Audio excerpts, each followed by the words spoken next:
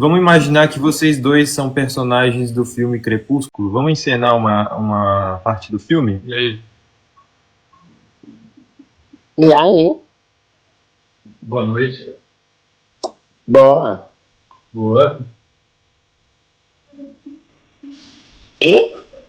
E aí? Como é que você tá fazendo aí de bom? Tô olhando pra sua cara. Legal, eu também. Aham. Ô Nazaré, eu preciso te contar um segredo. Oi, posso falar? Então é que eu sou um vampiro, tá ligado? E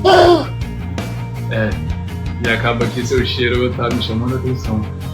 Ai, será que eu tô fudendo? Você tá sentindo o cheiro de quem? O cheiro, seu cheiro tá me chamando a atenção. Que cheiro? Cigarro. É o cheiro de Marlboro vermelho. Então não é eu, meu amor, porque aqui é Hotmas.